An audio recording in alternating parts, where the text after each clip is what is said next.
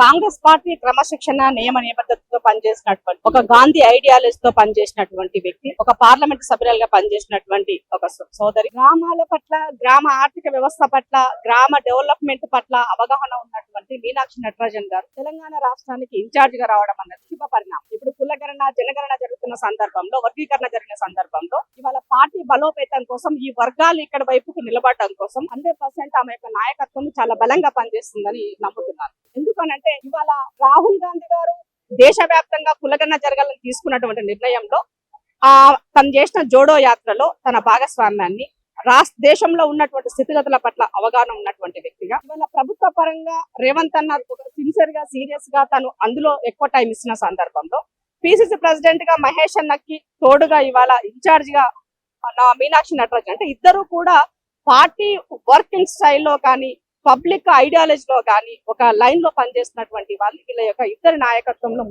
వెళ్ళినట్లయితే తప్పకుండా ఒక కార్యకర్తకు ఒక కాన్ఫిడెన్స్ అనేది పెరుగుతుంది. మా పార్టీ బలం అధికారంలో ఉన్న సందర్భంలో నాకు అవకాశం వస్తుంది, నేను పనిచేయగలుగుతాను. అంటే తెలుగు రాష్ట్రాలలో జనరల్ గా రాజకీయాలని అంటే మీ దగ్గర డబ్బు ఉందా, మందబలం ఉందా, బండ్ల బలం ఉన్నదా, ఫ్లెక్సీల బలం ఉన్నదా, ఇలాంటి రాజకీయాలు నడుస్తున్న సందర్భంలో ఒక కామన్ మ్యాన్ కి పవర్ వస్తే ఇవాళ ఆమె వచ్చినటువంటి తీరు మీరు గమనించినట్లయితే రైలు కి రావడం, కామన్ ఉమెన్ గా రైల్లో ప్రయాణం చేయడం, ఆమె వచ్చిన తర్వాత రిసీవింగ్ కి ఎలాంటి ఆర్భాటాలు లేకుండా జస్ట్ పార్టీ కండువతోనే ఆమె రిసీవ్ చేసుకోవడం, అలాగే తన బ్యాగ్ ని తనే వేసుకోవడం, ఎవరికి కూడా ఇవ్వకుండా, తన థింగ్స్ ని కూడా ఇవ్వకుండా, సోనియా గాంధీ లాగా.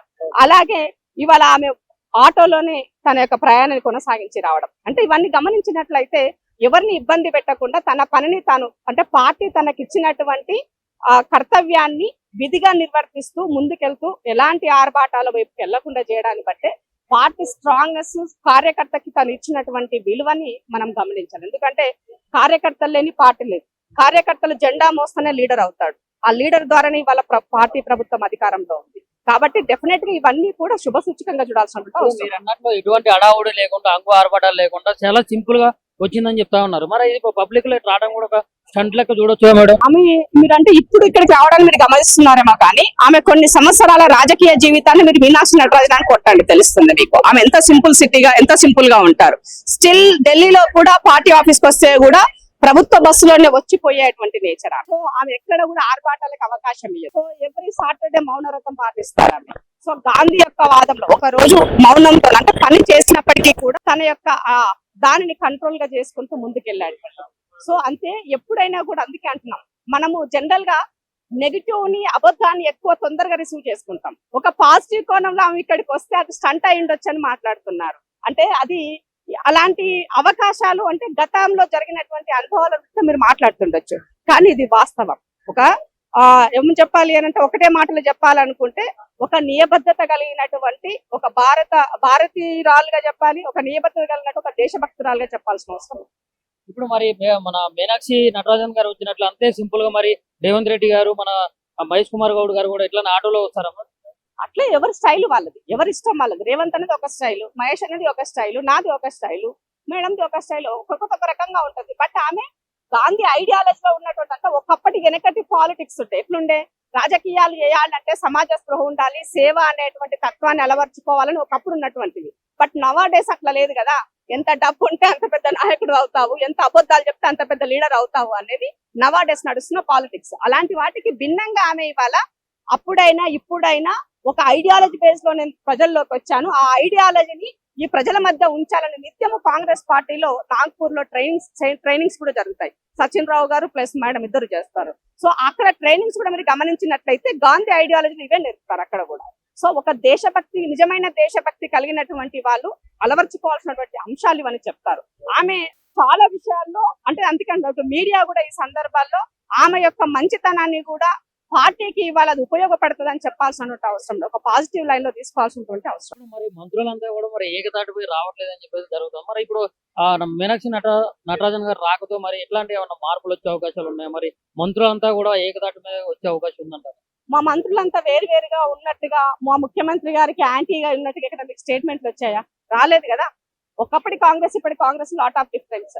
సో స్వేచ్ఛ ఉన్నప్పటికీ కూడా అంతర్గతంగా మాట్లాడుకునే పరిస్థితి ఉంటుంది తప్ప బహిరంగంగా వచ్చి ఒకరిపైన ఒకరు నిందలు వేసుకొని మాట్లాడేటువంటి పరిస్థితి ఇప్పుడు ప్రస్తుతం కాంగ్రెస్ పార్టీలో అలాంటిది లేదు.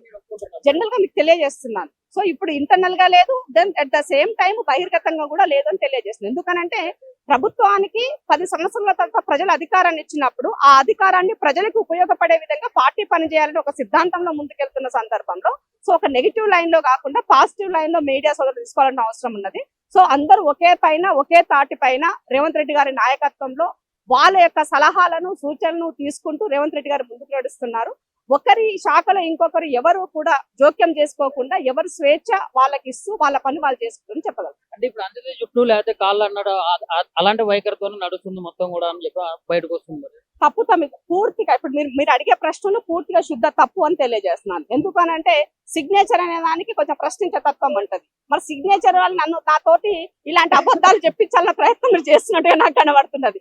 కాబట్టి పార్టీ నిజంగా గ్రౌండ్ రియాలిటీ తీసుకున్న పార్టీ పరంగా అయినా ప్రభుత్వ పరంగా అయినా కూడా ప్రజల సంక్షేమ ధ్యేయంగా పనిచేస్తుంది. ఇప్పుడు మరి పార్టీ బలోపేతం కోసం మరి ఎలాంటి కార్యాచరణ ఉండబోతుంది మీనాక్షి నటరాజన్ గారి హయాంలో? అండ్ ఇంకోటి అదే విధంగా అసలు మెయిన్ గా అసలు ఇన్ఛార్జ్ ను మార్చే పరిస్థితి ఎందుకు వచ్చిందంటారు కాంగ్రెస్? ఇప్పుడు యాక్చువల్ గా చెప్పాలి అని అంటే మీనాక్షి నటరాజన్ గారికి ఇచ్చినటువంటి ఒక రాష్ట్రంలో ఫుల్ ఫ్లెడ్జ్డ్ ఇన్ఛార్జ్ గా తెలంగాణ ఇచ్చారు.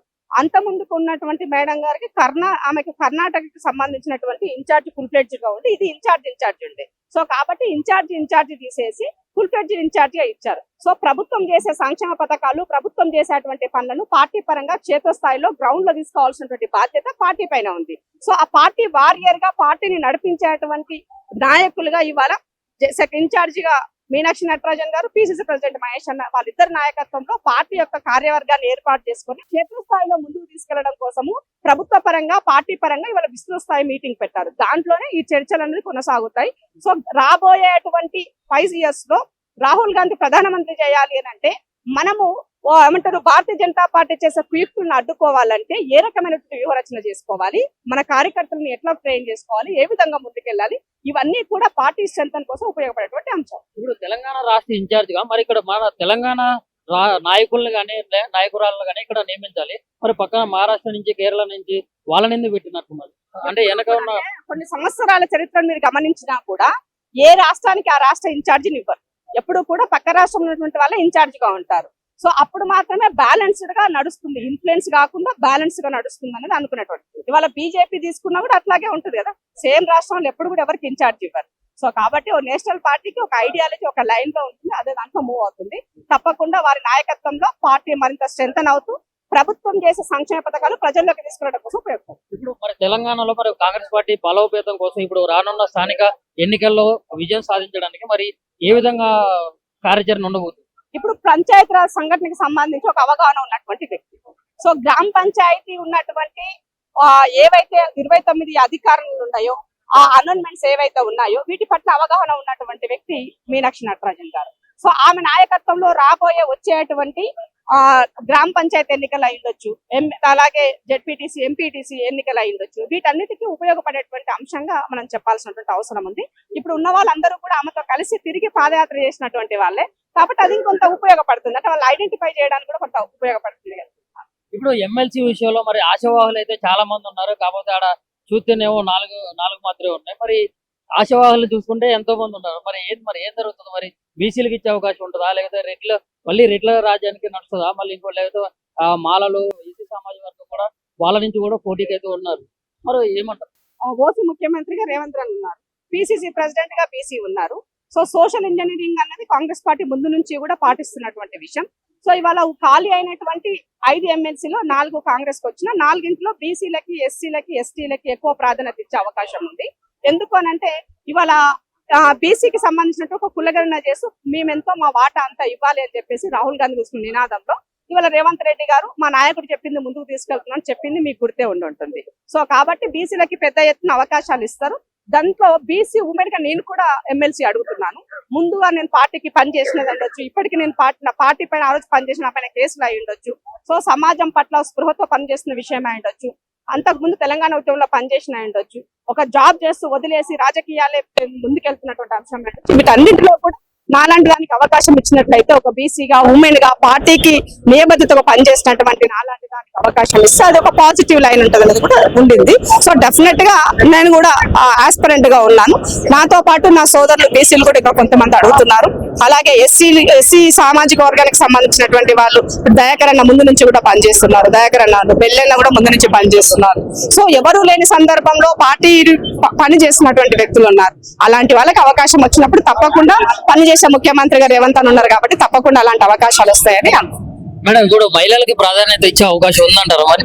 తప్పకుండా. సో ఇప్పుడు ఎందుకంటే రేపు రాబోయే రోజుల్లో మహిళలకి 33% రిజర్వేషన్ కల్పిస్తున్న దాంట్లో భాగస్వామ్యం ఇచ్చిన దాంట్లో నేను మొన్న నేషనల్ ప్రెసిడెంట్ అల్కాలంబ గారు వచ్చినప్పుడు నేను ఆమెకి నా మెమరాండం కూడా ఇవ్వడం జరిగింది. సో దేశవ్యాప్తంగా వచ్చేటువంటి 33% దాంట్లో బీసీ ఎస్సీ ఎస్టీల సపోర్ట్ అని ఇవ్వండి అని చెప్పేసి అడగడం జరిగింది. సో ఆమె దీనిని పార్టీ పరంగా ఒక లైన్ తీసుకొని కేంద్రం పైన ఒత్తిడి చేయాల్సిన అవసరం ఉందని చెప్పి మనం కేంద్రం పైన ఒత్తిడి చేయాలనుకున్నప్పుడు మనం అది పాటించాల్సిన అవసరం ఉంటది కదా. సో కాబట్టి తప్పకుండా ఆకాశంలో సగం అవనిలో సగం మహిళలు. సో ఎక్కడ ఏదైనా కూడా మహిళలు ఏంటంటే ఫుల్ఫిల్ అవ్వదు కాబట్టి తప్పకుండా మహిళలకు కూడా ఆ ప్రాతినిధ్యం ఉంటుంది. ఎస్ఎల్బిసి టన్నల్ ప్రాజెక్ట్ విషయంలో కాంగ్రెస్ పార్టీ పూర్తిగా విఫలమైందని చెప్పేసి చెప్పడం, ఇంకోటి ఏంటంటే ఆల్రెడీ కేసీఆర్ గారు ప్రమాదం జరుగుతుంది ఇట్లా జరుగుతుంది అని చెప్పి ముందే చెప్పినటువంటి ఆ మాటలు కూడా వైరల్ అవడం అనేది ప్రధానంగా అయితే ఉంది. మరి దాని గురించి ఏమంటారు? మరి కోయిల ముందే కూస్తే మరి 10 సంవత్సరాలు ఎందుకు చేయలేదు? ఆ కోయిల చేసి ఉండాలి కదా. రాష్ట్రం వచ్చినాక 10 సంవత్సరాలు మీకు అవకాశం వచ్చింది. ఎస్ఎల్బిసిలు పెండింగ్ ఉండింది. అది కంప్లీట్ చేస్తే అక్కడ ఉన్నటువంటి ప్రజలకి 3,70,000 ఎకరాలకి సాగునీరు అందే పరిస్థితి ఉండింది. ఎందుకు చేయలే? మరి 3,800 కోట్ల రూపాయలు ఖర్చు పెట్టినా మీ బిడ్డ చెప్పింది. మరి ఆ పైసలు ఏమైనాయి? కట్టిన మట్టి కూడా ఎత్తలే కదా మీరు. 43 కిలోమీటర్ల దూరంలో సొరంగానికి చేసిన దాంట్లో మరి మీరు ఎందుకు చేయలేకపోయినారని అడుగుతున్నాం మేము. మీ తప్పిదం వల్లనే ఇవాళ పని చేస్తున్న సందర్భంలో టెక్నికల్ గా అక్కడ ఉన్నటువంటి కొన్ని అంశాల పట్ల ఒక డిజాస్టర్ అనే దాంట్లో ఒక ప్రమాదం అనేది జరిగింది. అది హ్యుమానిటీ గ్రౌండ్ లో చూడాలి తప్ప రాజకీయ కోణంలో చూస్తూ కోడిగుడ్డు మీద ఈకల్లాగా ఇవాళ దాంట్లో ఏం జరిగింది దానికి రాజకీయ కోణంలో హరీష్ రావు గారు రాజకీయం చేయడం అన్నది అది సరి అయినది కాదు. వాళ్ళ ఆత్మ పరిశీలన చేసుకోవాల్సిన అవసరం అయితే ఉంది. ఇప్పుడు మరి 8 మంది మరి ఒకవేళ ప్రమాదవశాత్తు కనుక ఇక్కడ లేరు అని తెలిస్తే మరి ఆ కుటుంబాలను ప్రభుత్వం ఆదుకోబోతుందా? తప్పకుండా ఆదుకుంది కదా. ఇప్పుడు అన్ని రకాలు ఆ కుటుంబాలకు గానీ అక్కడ జరిగినటువంటి విషయాల పట్ల గానీ వారికి అండగా ఉంటుంది.